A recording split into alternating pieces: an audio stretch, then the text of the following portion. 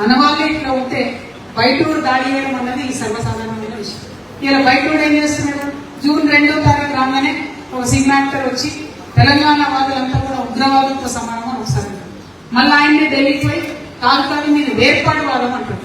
నేను ఒకటే మాట్లాడుతాను, కాంగ్రెస్ ప్రభుత్వానికి చిత్తశుద్ధి ఉంటే తెలంగాణ ఉద్యమాన్ని వేర్పాటు వాదంతో పోల్చిన ఆయన మీద దేశద్రోహం కేసు పెట్టండి. పవన్ కళ్యాణ్ మీద ఎందుకు పెట్టాలంటే పెట్టాలి కదా. అదే నువ్వో నేను పోయి మీరు వేర్పాటు వాదం అని ఊరుకుంటారు, తెల్లారి కేసు పెడతారు. మొన్నటి నుంచి మేము సింగరేణి కార్మికుల కోసం తిరుగుతున్నాం, ఎక్కడ పోయినా గేట్లు తాళం వేసి నూకొని పోయినా కూడా లోపల కేసు పెడుతున్నారు. మరి ఎందుకు కేసు పెట్టారు?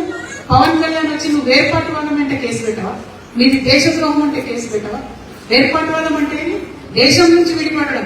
అడిగిన మనం దేశం నుంచి విడిపడతామా? ఎప్పుడన్నా ఎక్కిన మా తెలంగాణ ఉద్యమంలో మేము అందరం మాత్రం పాడము.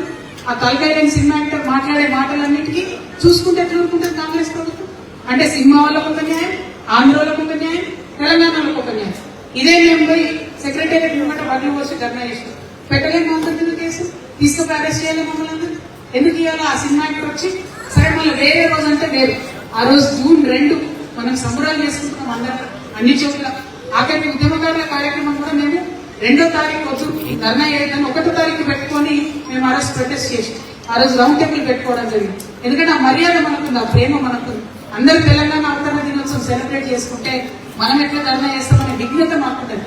అంటే ఆ రోజు వచ్చి ఒక ఆంధ్ర వచ్చి అక్కడ మీటింగ్ పెడితే దేశద్రోహం అంటే తెలంగాణ ఉద్యమకారులు ఉగ్రవాదులు అంటే కేసు పెట్టలేనటువంటి చాతరాని ప్రభుత్వం తెలంగాణలో ఉంటే న్యాచురల్లీ ఆంధ్రుడు వచ్చి దాడి చేస్తారు, న్యాచురల్లీ పక్క రాష్ట్రం వచ్చి మనకు మాట్లాడారు. మరి ఎట్లా దీన్ని కంట్రోల్ చేయడం, ఏం చేయడం, దీనికోసమే ఆలోచన చేయాలనేది మీ అందరితో కూడా నేను విజ్ఞప్తి చేస్తా ఉన్నాను.